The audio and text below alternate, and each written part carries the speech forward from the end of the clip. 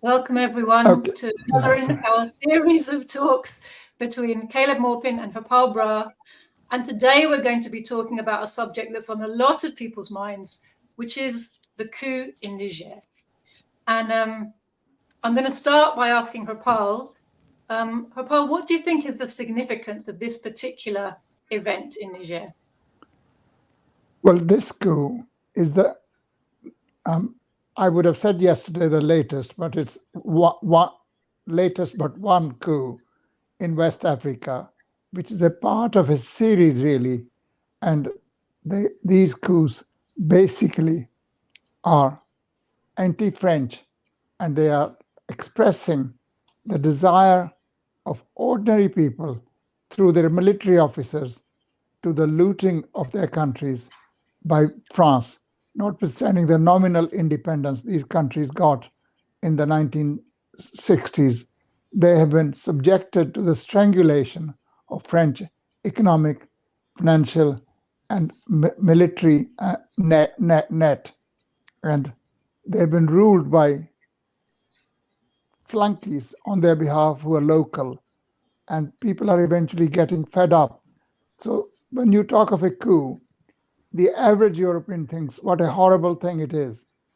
It's not always the case. And these coups, especially in Burkina Faso and in Niger, are actually expressive of people's frustration with what the French have been doing there. And these countries have no economic independence. The standard of living of the ordinary people is abysmally low. And when you look at the GDP figures, they're bad enough anyway. But GDP tells you nothing because it divides the whole income of the country among the entire population. But its distribution within the population and what imperialism gets out of it is simply not apparent in the GDP figures. So people are fed up, and the officers who have come to power in Niger under the leadership of the former head of the Presidential Guard, Major General Chiani, are saying the life of Africans is terribly bad and something has to be done. And the governments that they've replaced are thoroughly corrupt, thoroughly subservient to imperialism, in this case, especially to France. And Niger was really a haven for imperialist countries because they could do whatever they liked there. And Niger, while the ruling oligarchy have pretty good times, they live in large um, palaces and live an opulent life, the ordinary people have miserable lives. That I think basically is the significance of this coup. It's really, in essence, whether the leaders of the coup understand it that way, it is basically an anti imperialist coup, expressive of the yearning of the people of Niger to get out of the clutches of imperialism generally and French imperialism in particular. It's actually a base for the subversion of whole of that part of Africa. It's got two uh, of the largest drone bases that AFRICOM and the US maintain in Niger with about 1,500 military personnel. France has got a base and it's got about 1,000 people in it. They're certainly not there to safeguard the people of Niger. They're there to safeguard their interests, not only in Niger, but in the neighborhood of Niger. Thanks, Dad. Sorry. Caleb, I was just thinking about how, as a British person, even a person on the left who takes an interest in what's happening all over the world and in the history of colonialism, I didn't have a lot of, or any really, understanding about Niger, particularly as a country, before this coup happened, and I was suddenly struggling to catch up because it was in what was formerly the French colonial part of Africa. And it tends to be that when you're British anti-imperialists, you focus much more on the territories that were formerly under British control. So I know much more, albeit it's sometimes not that much, but in general, much more about, liberation struggles in places that the British occupied colonially than I had done on the French. But it has been coming to my attention in the last year, 2 years, that across the Sahel, we've been seeing Russian flags being waved at popular protests. So it was clear that the popular movement has been bubbling under for some time, right across the region, not only in Niger, but Mali, Burkina Faso. The other thing that was really noticeable to me was there have already been similar anti-imperialist revolutionary, I would call them revolutionary coups in Mali, in Burkina Faso, I think also in Guinea, but none of those got the same headlines that the one in Niger is getting. And I wondered if you had any thoughts about why that might be. Well, the first thought that comes to my mind is that this is kind of a reversal of what we saw so often during the Cold War, because during the Cold War, it seemed like there'd be many places like Indonesia or Chile, where it would be communists and revolutionary forces and anti-imperialists that would dominate the trade unions. They would dominate the academics and civil society. They would have a popular election where they would elect some kind of socialist and anti-imperialist leader, and then the military would be aligned with the imperialists and would topple the government and overthrow it. And this seems to be a flip, and this is more of a situation where it seems like the civil society institutions, like the trade unions, like academia, are now dominated by George Soros and the Western capitalist and imperialist institutions that push kind of a social justice, blah blah, whatever you want to call it, fake left agenda, but are really serving the imperialists, and they speak in the name of social justice and human rights and et cetera, but are serving the imperialists.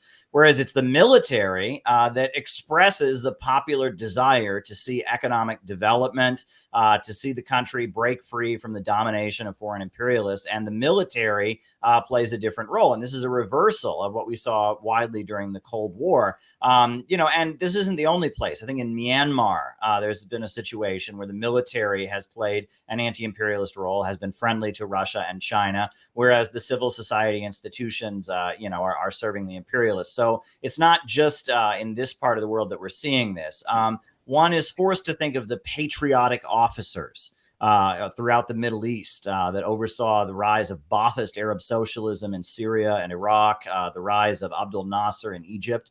Perhaps there could be a parallel made there. But of course, you have to look at every country and every region with its unique history. You can't project the history there. But it's very clear that the military is representing the popular will of these countries overwhelmingly, and breaking free from the chains of colonial domination and setting across the course of independent economic development. And the Great Africa Forum they just had in Russia demonstrates that. I mean, these countries want to develop. They want their people to rise up from poverty. The imperialists won't allow it, so the military has had to break them free.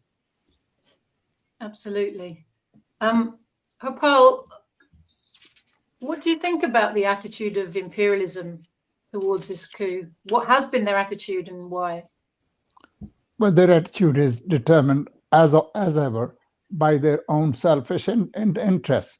It isn't a question of it being a military coup. It's a question of what the orientation of that particular coup is. If the coup is anti-imperialist, it's not much liked. It straight away ceases to be democratic, because the meaning of democracy is you go to the ballot box every 6 years and you elect a government that you're told to elect.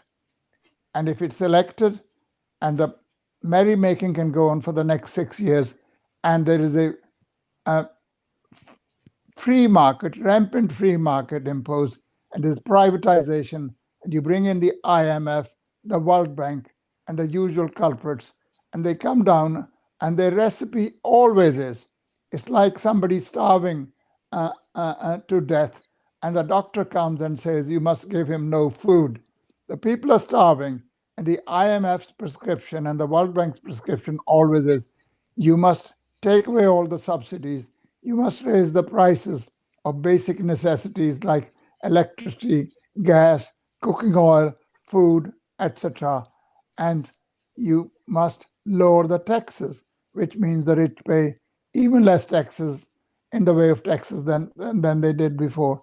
And this, of course, is something that hurts ordinary people who may suffer quietly for long enough, but then there comes a time when they say, well, we can't tolerate it.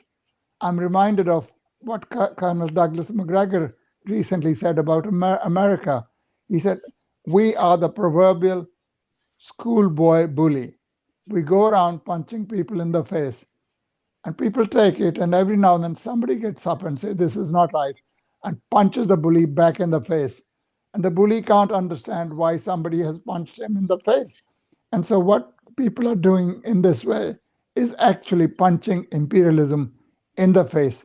They may not have the technology, they may not have the wherewithal to fight with F-15 and 16 jets. They may not have cruise missiles. They may not have Javelin missile. They may not have Leopard 2 or Challenger or Abraham tanks, but they certainly have the spirit to fight, because in the final analysis, war and battles are won, among other things, by the spirit of the people. People who are defending their homeland, they're fighting a just war. They always have the ability to fight. If it wasn't the case, you'd never be able to understand why the Vietnamese could win against US imperialism. Why, for example, such a backward people with such backward ideology as the Afghan Mujahideen could win against the imperialist forces led by United States of imperialism. So the attitude of the imperialists is that what these people are doing is they're doing something wrong. There's a difference between the attitude of the hunted and the hunter. When the game suddenly turns left and leaves the hounds running in a different direction, the hunter always says, oh, well, the rabbit has gone in the wrong direction. No, the rabbit hasn't gone in the wrong direction. The rabbit's agenda is different, to save his own life. It's exactly the same. The attitude of imperialism is they don't like this coup. They like the Indonesian coup. And then they went on to organize a massacre of 1 million Indonesians. The CIA supplied the lists for murder each day to the Indonesian army of the fascist Suharto regime. So they're not against military coups.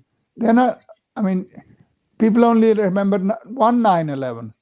Long before one 9/11, there was a Chilean 9/11 where tens of thousands of people were killed because the Chicago consensus did not want the Chileans to have an economy which worked independently of them. So imperialism is condemning this coup.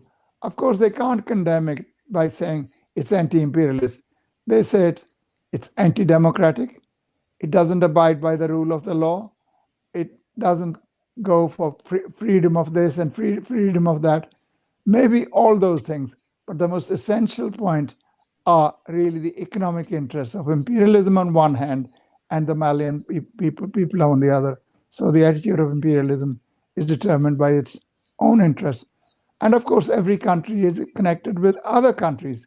So it's not just Niger, but what effect Niger will have on other countries, what effect Niger, Burkina Faso, Mali, and other countries, and we come to that in a moment, what effect Gabon will have on imperialist interests.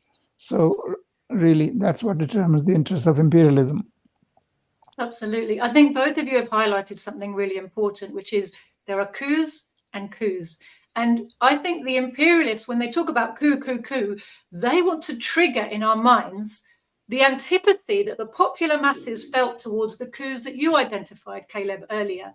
All those coups where the CIA and MI6 were behind the overthrow, using proxy military forces, the overthrow of popular democratic governments all around the world. So in our minds, when we hear coup, that's what we think of. But of course, this particular type of popular-backed revolutionary action by some army officers also has precedent. You mentioned some Middle Eastern precedents, Caleb. The ones that spring to my mind are actually Cuba and Venezuela.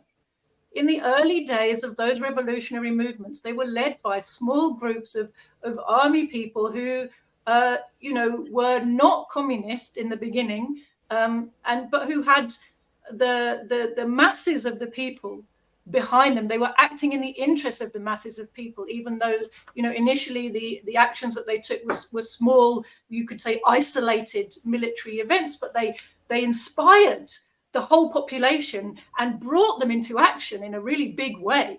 And I think that's exactly what we're seeing in Niger. It's been absolutely fascinating to see since the coup how the people have rallied behind the coup leaders. And it's clear that they feel these people are speaking for them. One particular incident that stood out for me was when the new Committee to Defend the Homeland, I think it's called something like that, they went into the streets and tried to conduct a survey to find, or like a census, to find out how prepared would people be to defend the new government against an invading force. And they had to stop the census because they were so overwhelmed with positive respondents, they actually couldn't continue recording the numbers, right? That gave them their answer, okay? So this idea that because it's a coup, it's therefore illegitimate and it's a putsch, it's clearly not the case. As you said, Caleb, you have to take every event in its own context and not just try to transfer, a kind of standard formula onto it. And I think that's really important to recognize and understand. And you also pinpointed something else, Caleb, which is development. That these countries want to develop. One of the, you said, Rapal, about the terrible standard of living for the people of Niger. And, one of our comrades wrote an article looking into this, and I was shocked. And one of the statistics that stood out to me from that article was that using Nigerian uranium, 1 in 3 French light bulbs is powered, right? But in Niger itself, only 1 in 7 people are even connected to the electricity grid. Wow. Now, this is the relationship that we're seeing and talking about. And meanwhile, as you also pinpointed, the USA is home, or I think it was Rapal, is home to Niger is home to a big US drone base, as well as to a French military base, from which they project power not only in Niger, but across the Sahel and Western African regions. So then we start to see this question of the solidarity that's coming from other countries in the region. And I'd be interested to hear your thoughts on that and those things, Caleb.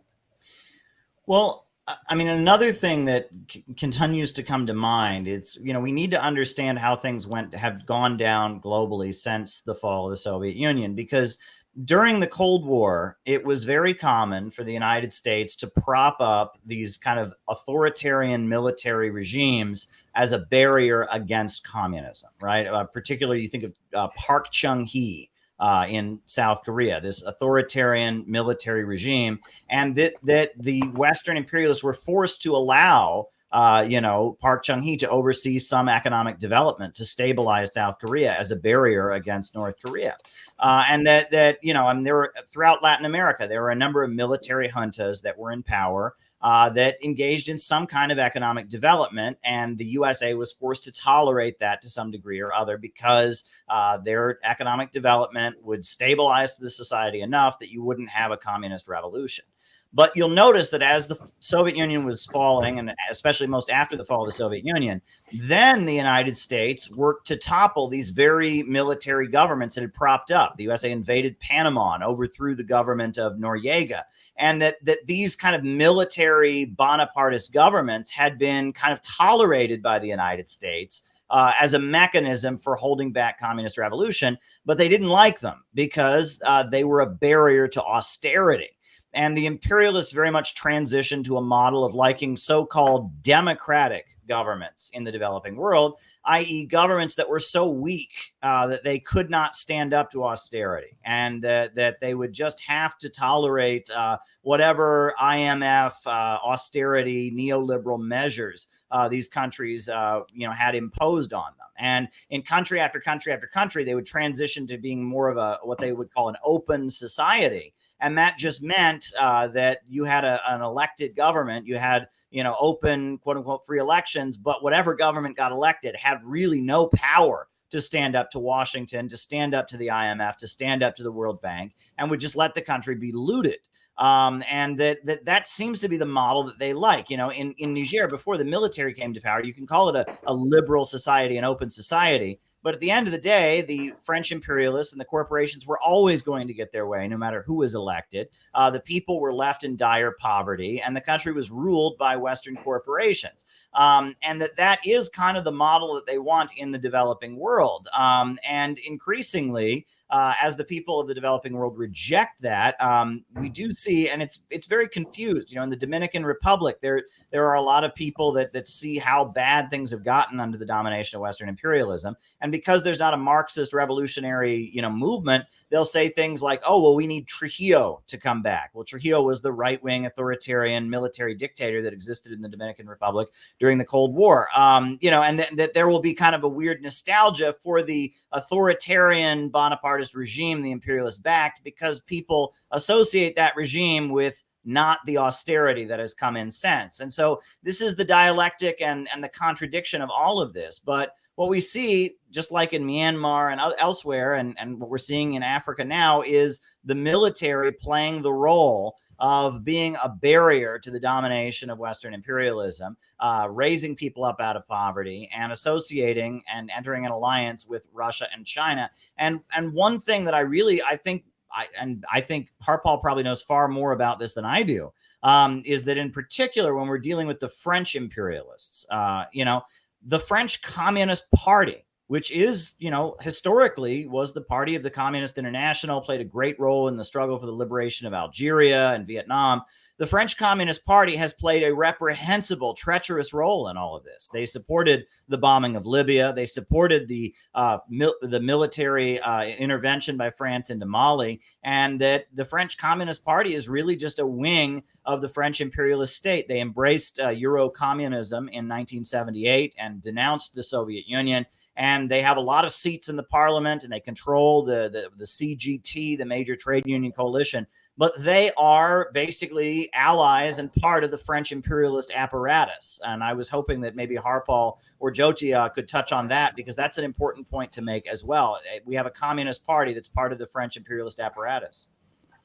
Definitely. And sorry, before I hand over, I just want to add to Caleb's list of the crimes of French Communist Party is that they voted for war credits for the war against Russia in Ukraine. Harpal. Yeah, well, both you and Caleb have said really what needs to be said. But what the French Communist Party went absolutely kaput ever since the onset of Khrushchevite revisionism following the 20th Party Congress of the CPSU. The French Communist Party is not a late convert to the side of French imperialism. During the Algerian War of Liberation, which was very bloody, the most bloody of the French colonial people's wars against France, during that time, the French Communist Party slogan was the same as that of the French bourgeoisie, that Algeria is France, that it cannot be separated. Algeria is a province of France. Algerians could send deputies to French Parliament, but in no way did it do away with their subordinate colonial status within the empire. And the Khrushchevites did not support the liberation struggle in Algeria. They only, when the Algerians had won, did they straight away then rush to accept the new government and grant all kinds of facilities to the first liberation government, which was headed by Ahmed Ben Bella, who was later on overthrown by his army commander, Boumediene. But all the same, they did not support it. I'm afraid that is the tragedy of the so-called left. The left is gutted In fact, the only sensible people who make any good statements on these subjects come from the right. And I increasingly find myself in agreement with them. And I'm sure my political opponents in the so-called left-wing movement call me a fascist or a red-brown person or whatever they like to call. I mean, if a right-wing person comes and says we've got nothing to do with Ukraine, we should look after our own people and attend to our own affairs, what reason would I have to disagree with it just because it comes from a right-winger? And if, on the other hand, the left-wing are saying that the war in Ukraine, the conflict in Ukraine is an inter-imperialist war, or that Russian troops should withdraw, what reason have I to agree with such a person? I haven't. And really, the basic point is that the left is a very corrupt left. It's become left only on certain issues, i.e., gender equality, sexual proclivities, and women's rights, at least in words. They don't really actually stand for women's liberation. Women cannot be liberated unless they are freed from the kitchen, and the nursery, unless household tasks are made social responsibilities, until women have the equal opportunities to participate in production as well as in political life. That can only come under socialism, with creche, kindergarten, cheap nurseries, and good schools, etc. But since these lefts are opposed to proletarian revolution, I can't see that they are in favor of women's emancipation, because in the final analysis, women's emancipation does not come from simply appointing a few women to the boards or even to the position of chief executives of large corporations. The liberation comes from women having real rights of equality in social life as well as political life. So that is really the case. Caleb, I was thinking also about the very quick response and the solidarity response, the brotherly response of nearby countries like Mali, Burkina Faso, and Guinea, where also they have had similar military coups which were not opposed with the same level of ferocity as this one in Niger has been. It feels like Niger, they've reached a tipping point where suddenly the imperialists faced a threat of being evicted from the whole region. But it also seems as if those other new coup regimes or governments are understanding that this is a common cause. Indeed. Indeed. And there seems to be a wave of independence movements on the African continent. And there seems to be a feeling on the part of Russia and China that Africa are the future, that Africa is the future. And we see a huge amount of investment from China over the course of the last few decades into various African countries, providing infrastructure and development. And we see Russia with its Eurasian Economic Union playing a similar role. And the imperialists have they've sent their military to Africa. And they've, tried to divide the African people on the basis of religion, Christians versus Muslims. They've been caught funding various armed groups and armed factions to cause instability. And the U.S. military presence, AFRICOM is huge. I mean, it's massive.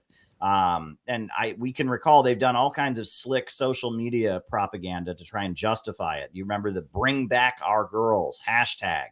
It was all about how the terrorists had kidnapped these young women and Boko Haram, and so they had all the young people tweeting out and supporting the presence of the U.S. military on the African continent, and that they try to sell it with all kinds of slick propaganda.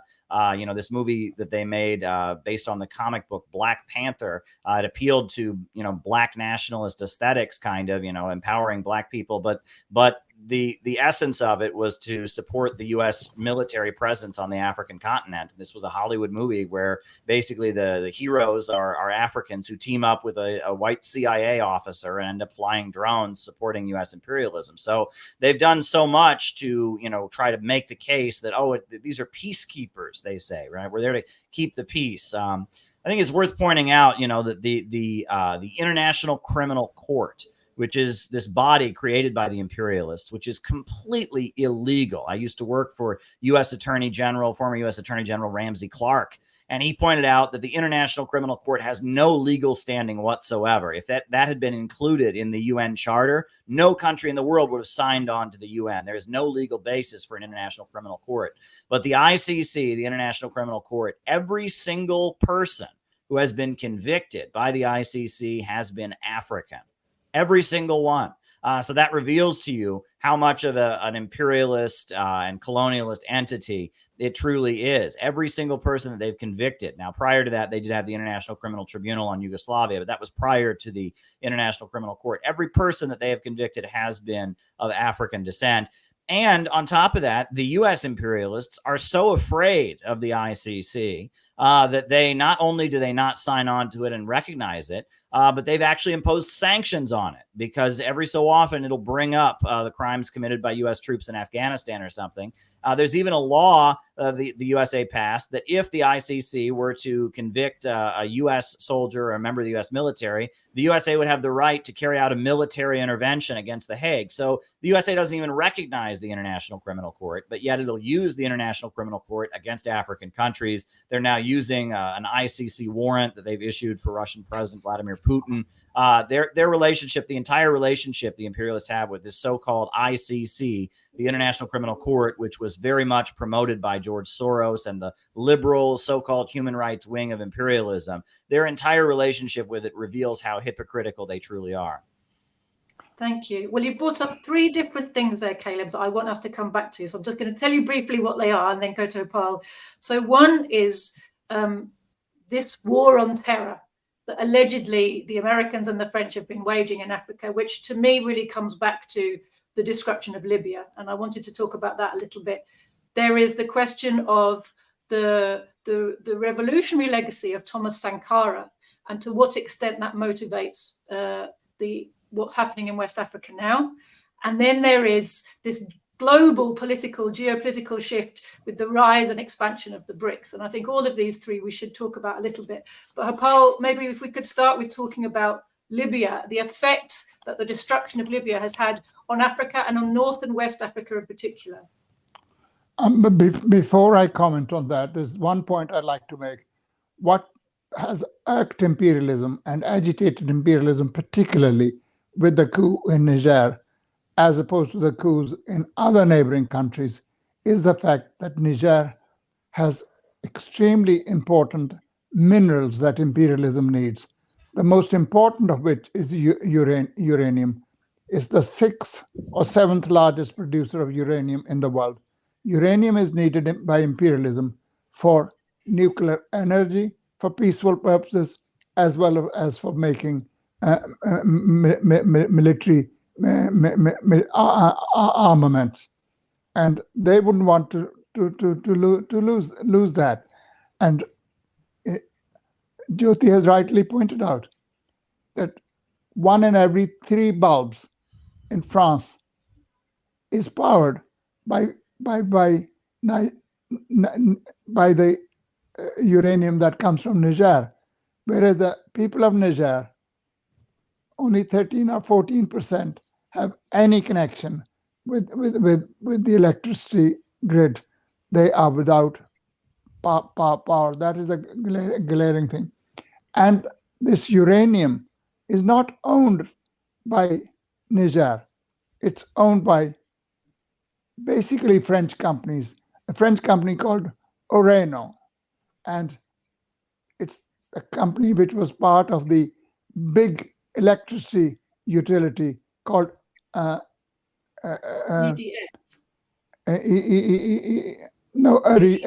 Arriva. Oh, okay, not EDF. All right. Yeah, and so they're extremely agitated by it. But really, they don't like any regime that wants to look after its own people, be they from a very poor country or a mineral rich country. And but if it is mineral rich, then it's a special target for imperialism.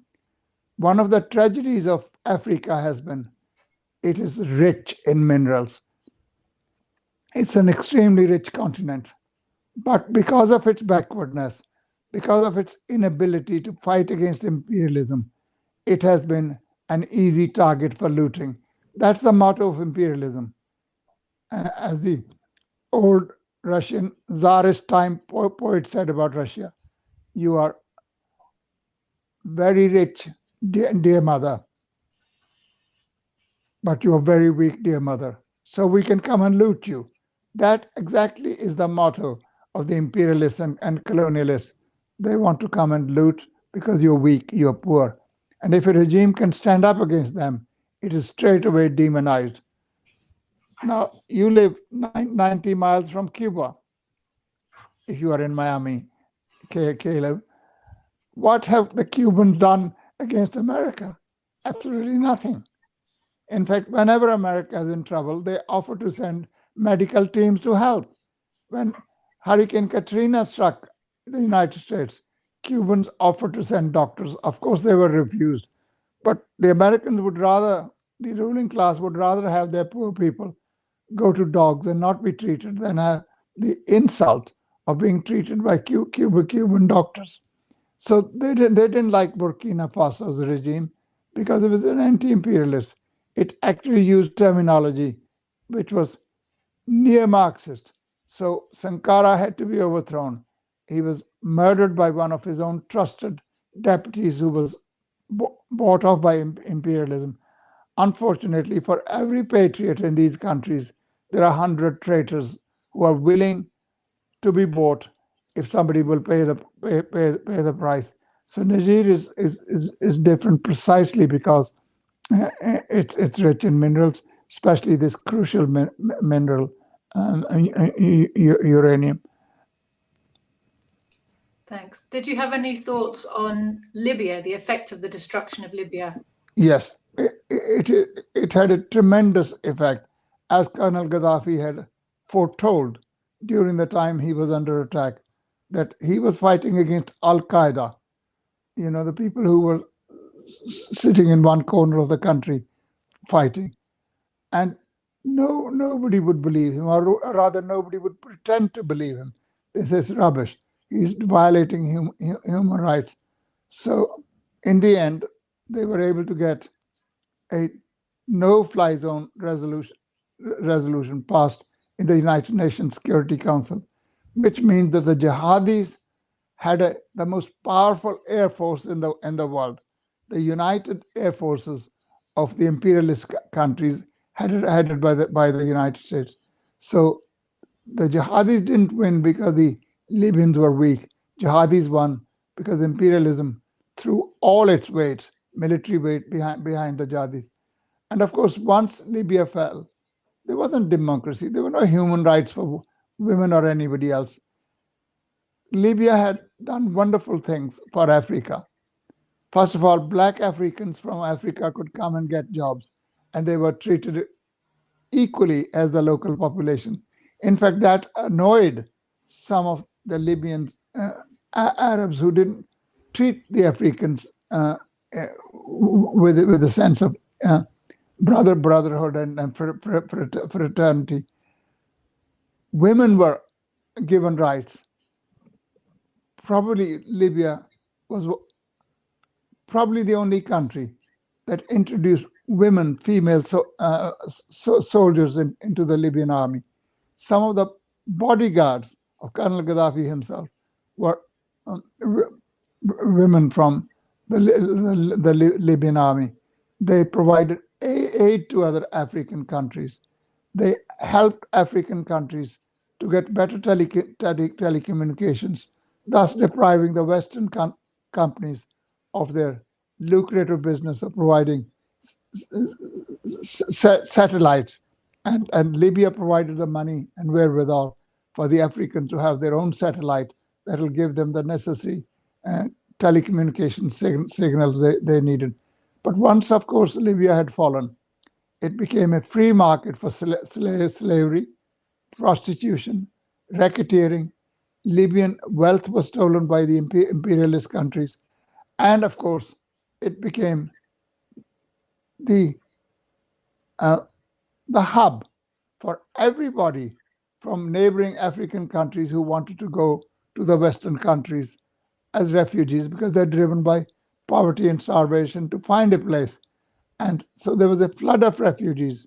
It created a lot of problems for European countries, especially Italy and Greece, which are the nearest to the Libyan coast. And even a right-wing prime minister like Giorgia Meloni said, "You lot have done this to us." And she actually challenges Macron to say, "Macron, this is what you've done to us. By overthrowing the Libyan government, you've created problems for us. You are sitting pretty in Elysee Palace, and we have to face the music of dealing with onrush of immigrants because the burden falls disproportionately on us. The other European countries do not share this burden with us." That is the complaint of Greece as well. So the fall of the Libyan regime, the ouster of the Libyan regime, has actually created tremendous difficulties, even for imperialist countries, but it's created a lot of difficulties for non-imperialist countries. Libya was a decent place, and that is gone, at least for the time being. Thank you, Harpal. And you and I both had the privilege of visiting Libya before it was destroyed. And so, one can feel quite personally when one sees what has become of Libya compared to what we know it was, and not what was reported in our Western media that it was, but what it really was and what it had actually achieved. And particularly to be understood that, before the Green Revolution, before Colonel Gaddafi came to power, and probably they called that a coup as well, 95% of the population was, I think, still nomadic, illiterate. The transformation in the way that Libya's oil resources were used once they were nationalized, instead of being the property basically of British Petroleum, was huge. And at the time that Libya was destroyed, what was also destroyed was their plan to try to build up agriculture in the country by greening the desert. I was taken to see an exhibition explaining this project when I was there in 1999, the Great Man-Made River Project. They were very proud of the infrastructure they were building to use the huge aquifers underneath the desert to create irrigation that would create farmland. And they were trying to bring people into agriculture by basically gifting them farmland to diversify Libya's economy and stop it being dependent on oil exports, which of course was always a source of weakness and insecurity for Libya's development. Everybody knows if you want to be independent from imperialist control and blackmail, there's certain things you need, one of which of course is food security.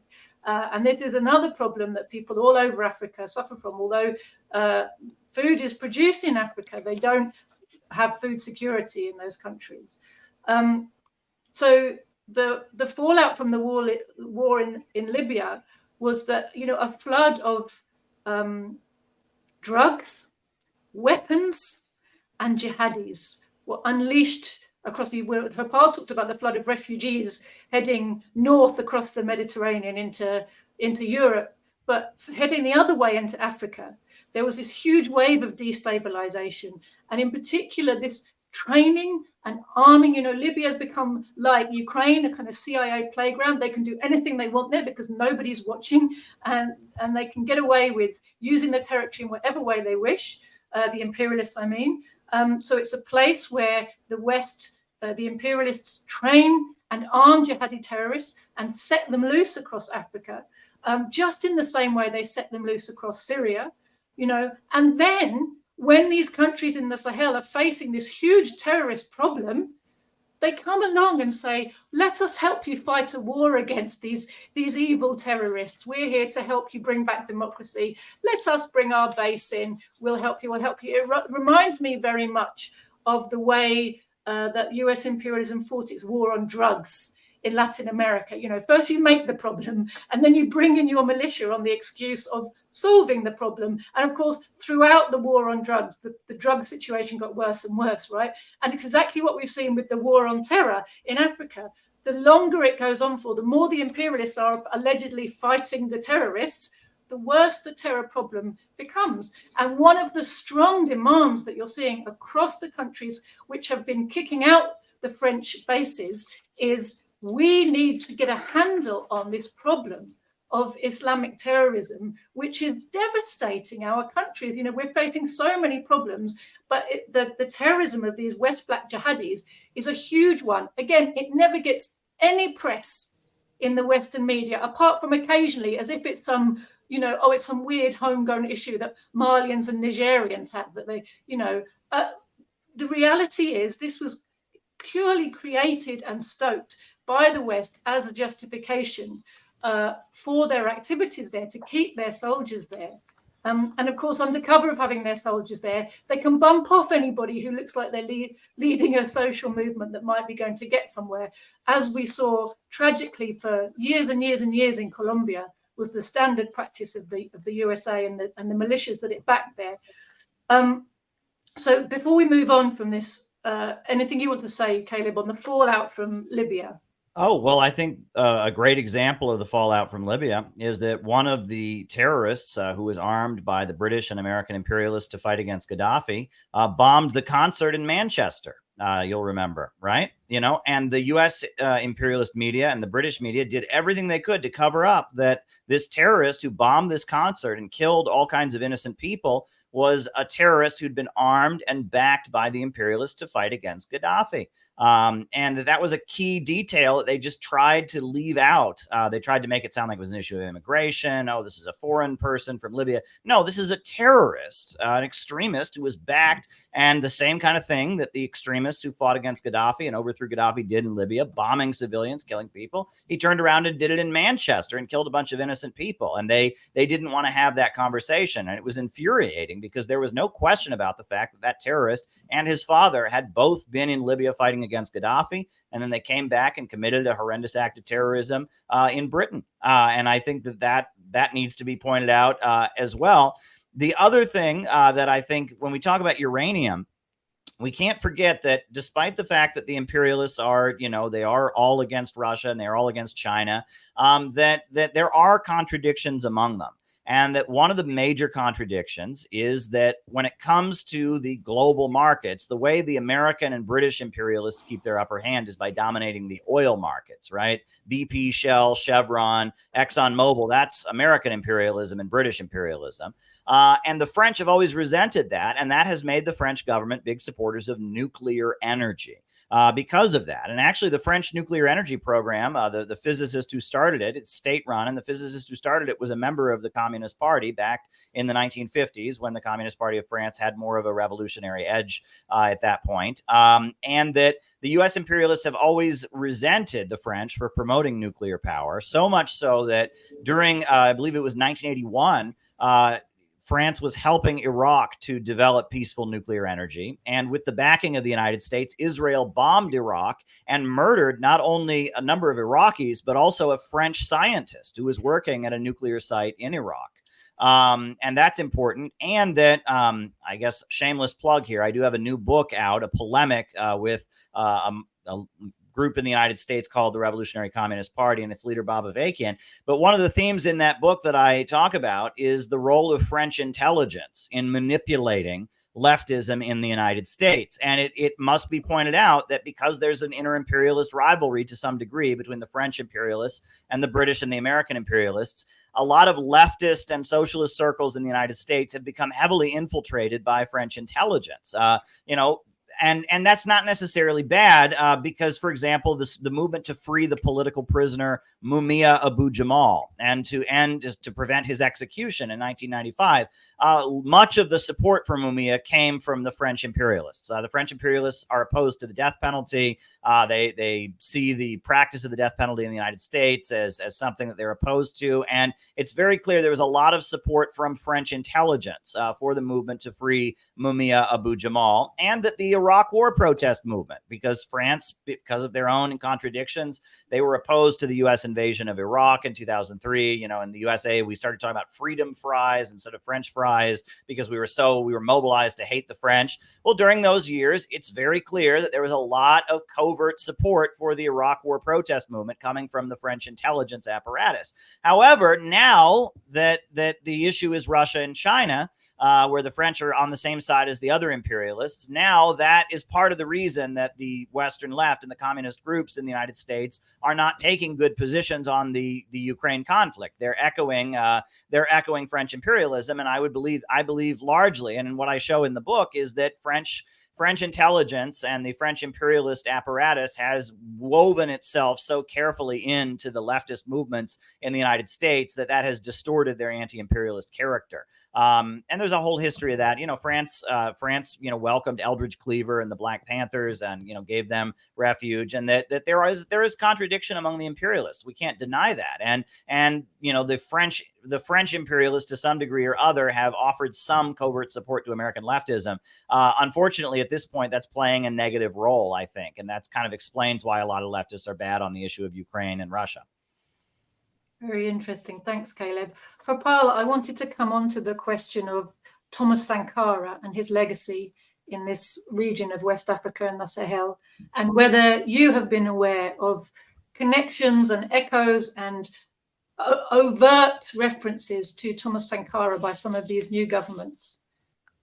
Well, the most overt references to that are being made by the present military government of Burkina Faso, headed by a young military officer called Ibrahim Traore, and he wants the legacy of Sankara not only to be preserved, but to be actually put into practice, whereby Burkina Faso lives up to its name of being the most incorruptible place and being a place of equality, etc.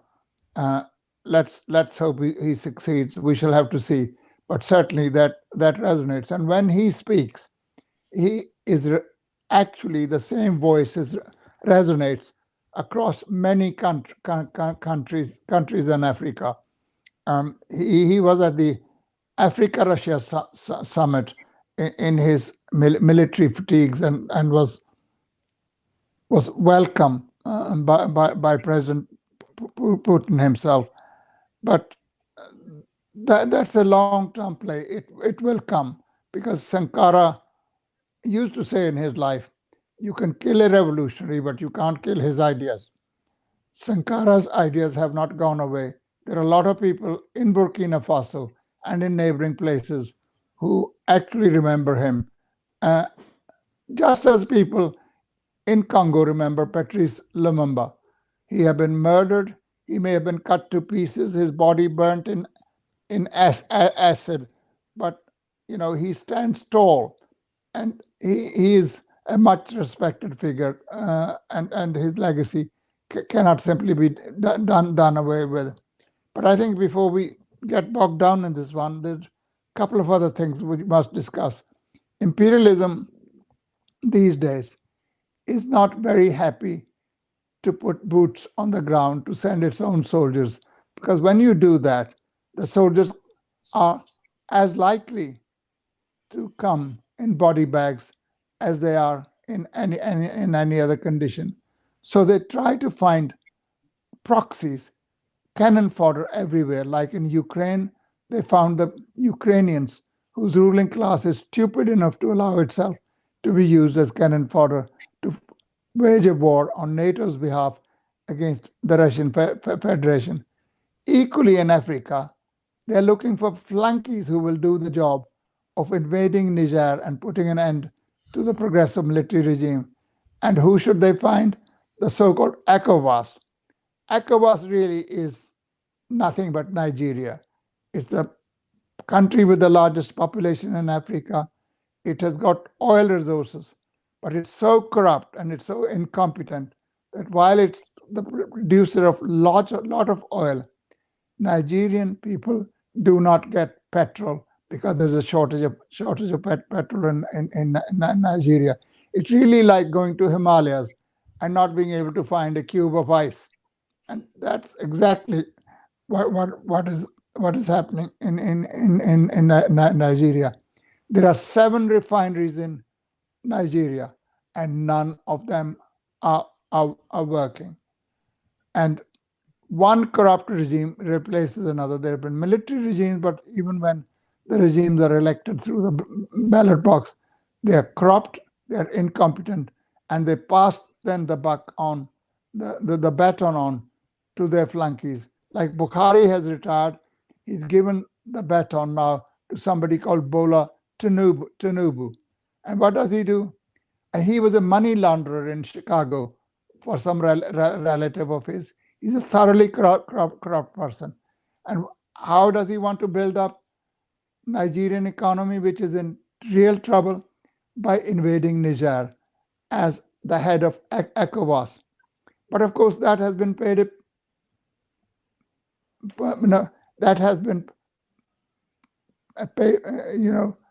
put a stop to by the 3 countries, Burkina Faso, Mali, and Guinea, issuing a statement that they're opposed to any intervention, and what's more, that an intervention against Burkina Faso would be regarded as a war on them as well. Algeria has said that it's opposed to any intervention.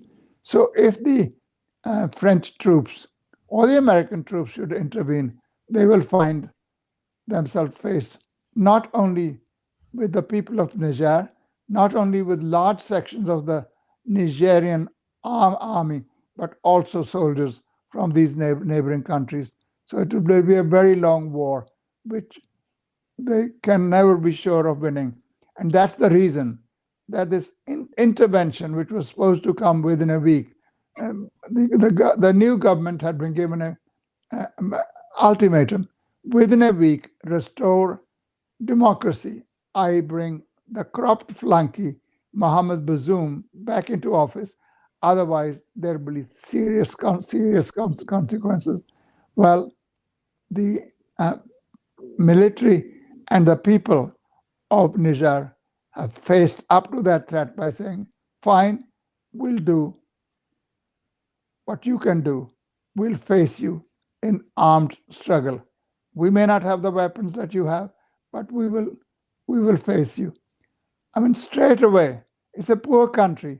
Already people don't get electricity. ECOWAS, i.e. Nigeria, has cut power supplies to Niger by 90%. And they're trying to apply other sanctions. Sanctions are worse than nuclear weapons. They are really weapons of mass destruction, where people are strangled. As Lenin said more than 100 years ago, American imperialism uses the starvation as a rope to hang its opponents with. And that's what they are doing everywhere, through sanctions, economic sanctions, trade sanctions, commercial sanctions. So they're trying to actually subdue the people of Niger.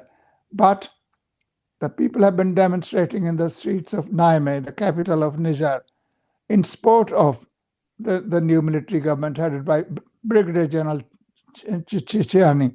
And what's more, some of them have dared to fly Russian flags, although the Russian government has said they would like the civilian government restored. What else would you expect them to say? But they're very happy to see the flag of the Russian Federation fly in the streets of Niamey. They were not part of the coup. They were not in any way involved, although there are stories about Wagner being part of it. They were nowhere near it. But once it has happened, it works to the advantage of all those forces that are fighting against imperialism, Russia included. The Chinese have said the same thing. They'd like a civilian government. Fine, excellent. People say yes, very, very much so. But we'll do what we want to do. And so the intervention hasn't come because not only are the people of Niger opposed to that intervention and will fight against it. Not only is it large section of its military opposed to it. I mean, the head of the army in Niger, General Issa or something like that, has said he's quite happy with the situation. Whether he's biding his time or whether he genuinely become converted to it, he's happy with that. Even the African Union, on which many hopes had been pinned by imperialism, has said that it's opposed to any intervention. The people of Niger should be able to sort out their own affairs. After all, when America was fighting its civil war, foreigners didn't come to support one side or the other. And in fact, the British were very much in favor of the Confederates, and they tried in every possible way to help the Confederates. And one of the things they did was they fitted a Confederate ship, a warship called the Alabama. And the Alabama then went on to cause considerable damage to the navy of the Union forces. And when the war ended in the victory of the North over the South, victory of the Union against the Confederates, the Americans brought a case against Britain and because they had both agreed to go to arbitration. And the Alabama Award in international law of the sea is very important. And several $1 million worth of damages were granted against America for that intervention. And people thought Britain would not pay. But actually Britain paid because its trade interests demanded that it swallow this fine and carry on with life as though nothing had happened. So Britain continued, even after the independence of America, continued to be a trouble to the American Republic. Early in the 19th century, they bombed the White House. Caleb would know that. Just the sort of thing that America and Britain now go and do to weaker countries. That's what Britain did.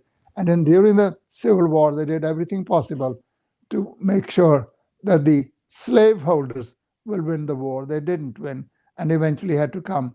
And of course, the Americans took their revenge. After the First World War, when Britain was bankrupted, and especially after the Second, FDR played a great role in the destruction of the British Empire.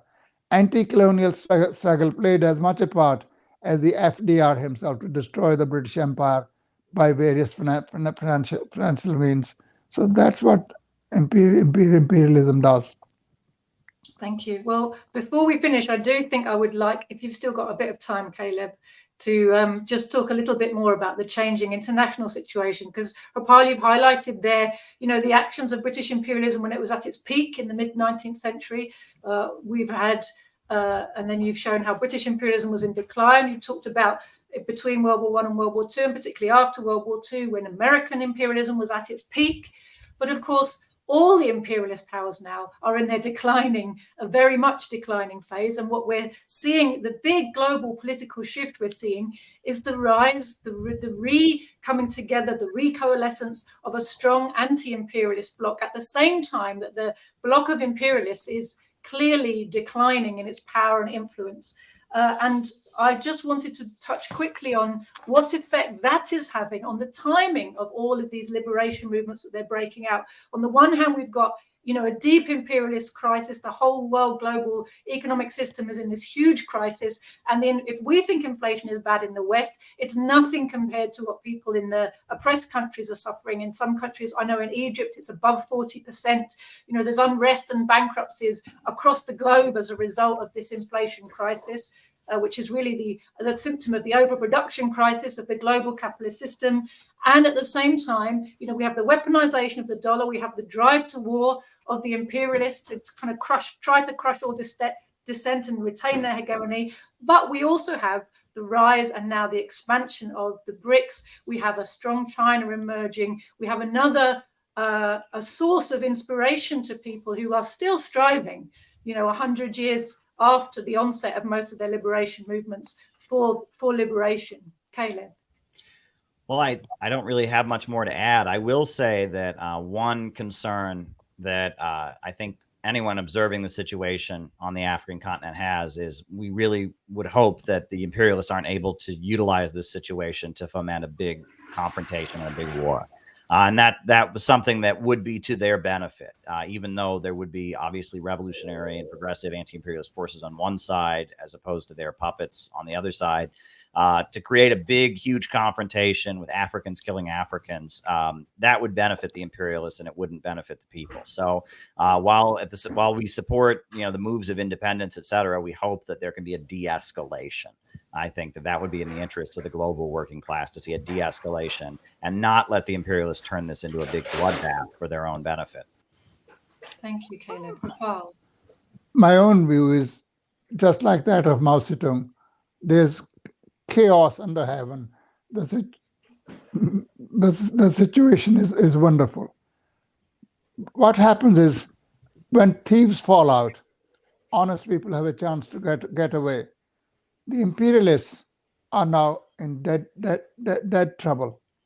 They are fighting to preserve their hegemony, and they're just managing somehow to keep a semblance of unity which has come in the aftermath of the Second World War, a special situation where other imperialist countries lay prostrate, and America emerged as the strongest imperialist power. And America has been able to maintain its hegemony, first because of its economy. At the end of the Second World War, America accounted for about 45% of the global GDP. It now accounts for about 22% of the global GDP. It's come down. The European imperialist countries' economies were wrecked, but they have been restored to a level where the European Union's economy is bigger than that of America. So there are real contradictions between them, as can be seen from the destruction of the Nord Stream pipeline by the Americans, because that was as much an attack on Germany, whose power was economic power. Industrial power was built on cheap energy from Russia and her own engineering prowess. So there are contradictions, and the Ukraine war has exacerbated those contradictions. They might be sending all of them might be sending weapons, etc. But increasingly, there is less of an enthusiasm for sending these weapons on the part of many imperialist countries. The most enthusiastic continue to be the most reactionary, the most counter-revolutionary, namely American imperialism and British imperialism. But other countries, bit by bit, even viscerally anti-Russian, like the Poles, majority of the Polish population does not think it's their war in Ukraine and they should keep away from it. So at the moment, the anti-imperialist movement must concentrate its forces on mobilizing and rallying people around the fight of the Russian Republic against NATO's forces. The defeat of NATO forces at Russian hands is the most single important achievement that the anti-imperialist movement can achieve. It wouldn't bring socialism straight away, but the real fight for socialism would only begin once imperialism's power has declined, has been shown to be nothing. It will put an end to NATO, and that would be a big gain, and that's really what has to be done. That's why we must fight against all those who will tell you it's an anti-imperialist war or Russian troops should withdraw from Ukraine. On the contrary, Russia must be given every possible support, and it stands every chance of winning this fight and showing NATO to be literally, in Mao's words, the paper tiger that it is. Thank you, Harpal. And before we close, I just want to make one last observation that ties those things together, which is, for me, one of the signal proofs that Russia does not behave like an imperialist power around the world is the way that African people are in their thousands waving Russian flags as they seek to kick out the real imperialist marauders from their territories. And I think we'll leave it there. So thank you very much, Can I everybody. just say one thing before we go? We can't discuss it, but the coup that happened in Gabon yesterday is important, and it will become very important. Because Gabon is a country with very few people, 2 or 3 million people. It's 80% of its land is covered by rainforest. You know, so it captures a lot of toxic stuff naturally, and of course, it has not only uranium, it has many other rich minerals like manganese, which is very important for production of steel, and it will become extremely important. You will begin to hear more about Gabon. So poor old Gabon must not be dismissed out of hand. But even the small people of Gabon are basically rising against imperialism. And it literally, the coups in Niger and Gabon have driven a coach and horses through French domination in African, Francophone Africa, if you like. Thank you. Thank you.